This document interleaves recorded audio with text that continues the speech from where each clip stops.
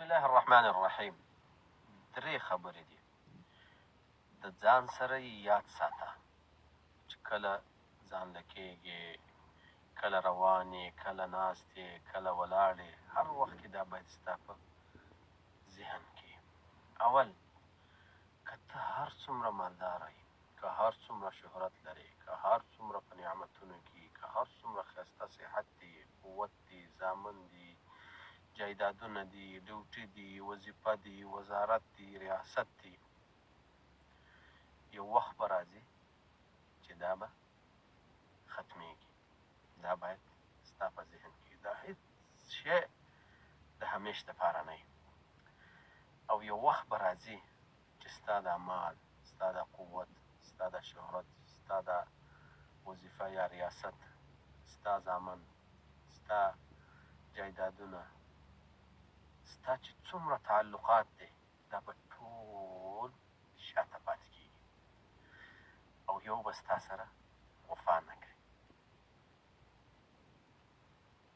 او دا کله بعیده نه ده. کیدای شي چې سبا شي، کیدای شي چې بل سبا شي، کیدای شي چې 5 کاله وروسته شي، کیدای شي چې 10 کاله وروسته شي، کیدای شي 20-30 کاله پکې ولګي. معلومات نشته. یو وخت به دا درنه پاتې کېږي. نو چې پاتې کېږي باید تکبر ونه کړي، او چې پاتې کېږي باید ځان هوښیار کړي. هغه زندګۍ دپاره کار وکړه. دې زندګۍ ته ډېر ټیم مه ورکوه. والله العظیم که چېرته ته په دې باندې پوهېدلی او دا تحریص کولی چې هغه زندګي څومره مهمه ده نسبتا دې زندګۍ ته، نو ستا دا زړه به د ډېر افسوس نه چاودلی وی.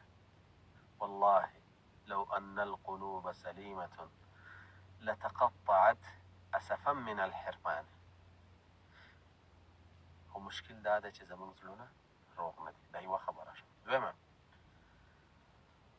اسلام یو دین دی او دا د الله رب العالمین دین دی. ان الدین عند الله الاسلام. د الله رب العالمین په نیز باندې دین چې دی معتبر دین دا اسلام دی. دا یو داسې دین دی چې چا ته ضرورت نه لري، بلکې خلک ده ته ضرورت لري. نو که چېرته ته د دې دین خدمت وکړې نو ته د عزت والا جوړېدلی شي. تا ته به الله رب العالمین اجرونه درکړي. او که چېرته یې خدمت ونه کړې نو اسلام تا ته ضرورت نه لري، نه ما ته لري نه تا ته لري. الله رب العالمین به داسې څوک پیدا کړي چې هغه به د دې دین خدمت کوي. وان تتولوا یستبدل قوما غیرکم ثم لا یکونوا امثالکم. که چېرته تاسو د دې دین خدمت ونه کوئ نو الله رب العالمین به بل څوک ورته پیدا کړي. خو تاواني څوک دی؟ تاواني ته یې. یا زه یم که ما یې خدمت ونه کړه. اسلام ته هېڅ تاوان نه رسېږي. 1400 کاله نه زیات کېږي دا اسلام داسې را روان دی. ډېرو خلکو ورپسې خبرې کړي، ډېرو خلکو یې خلاف مقابله کړې ده، ډېرو خلکو د اسلام خلاف کمپاین چلولی، ډېرو خلکو ویلي چې د اسلام به یو ورځ ختم شي. او ډېر خلک په دې ارمان لاړه چې زه به د اسلام خدمت وکړم، خو شروع یې نه کړ نو داسې لاړ او بې فایدې لاړ او د هغوی کوششونو او جدوجهد هېڅ پیدا ورنه کړ.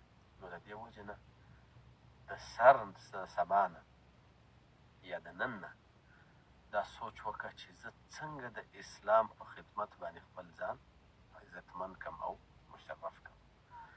دا 2 خبرې شوې. درېیمه خبره، نن سبا په دنیا کې تا ته الله رب العالمین دا نیکیانې دومره اسانه کړي چې قدم اخلې ته یو نیکي ګټلی شي، بلکې ته په نیمه ګنټه باندې په لکاو نیکیانې ګټلی شي. که هر طرف ته ځې نیکۍ نیکي ده، نیکي ده، نیکي ده، نیکي ده. خدا یې هم کړی دی چې په دې دنیا کې تا ته ګناهونه هم آسان دي. که کفر کوې، که شرک کوې، که بدعت کوې، که ګناه کوې، که ښه کوې او که بد کوې، که قتل کوې که لیواطت کوې که زنا کوې که غلا کوې که په مسلمانانو باندې ظلمونه کوې که خیانت کوې هر څه چې کوې ستا سره څوک حساب نه کوي خو یو ورځ را روانه ده چې په هغه ورځ به ستا روح دې ځای ته رارسي او کله چې دې روح دې ځای ته راورسي نو چې بیا ته دا ټوله ځمکه بلکې په دې ځمکه کې څه دي دا ټول د یوې نیکۍ دپاره قربانۍ نو نه درته میلاویږي او نه شي پیدا کولی إن الذين كفروا لو أن لهم ما في الأرض جميعا ومثله معه ليفتدوا به من عذاب يوم القيامة ما تقبل منهم نو د دې وجې نه ځان وخیار او دوکه کېږه مه دا د دنیا زندگی والله العظیم چې پاتې ده او دا زندگی د چا سره وفا نه کوي که مشکلات او که نعمتونه یې دواړه ختمیږي خو خیر سړی هغه دی چې من دان نفسه وعمل لما بعد الموت چې د ځان سره حساب وکړي او د مرګ نه وروسته چې کومه زندګي را روانه ده د هغې دپاره کار وکړي ځان هوښیار کړه دا دنیا پاتې ده بیا یې درته وایم چې دا دنیا پاتې ده او په دې دنیا کې د نیکۍ او د حسناتو ډېر مواقع دي چې کله دې سا دې ځای ته راشي نو بیا دا مواقع او دا فرصتونه سړی د لاس نه ورکوي الله رب العالمین دې موږ د اسلام د دین په خدمت باندې عزتمن او مشرف کړي او الله رب العالمین دې توفیق راکړي چې دې دین ته خدمت وکړو او په آخرت کې د ځان لپاره یو څه ځای وګورو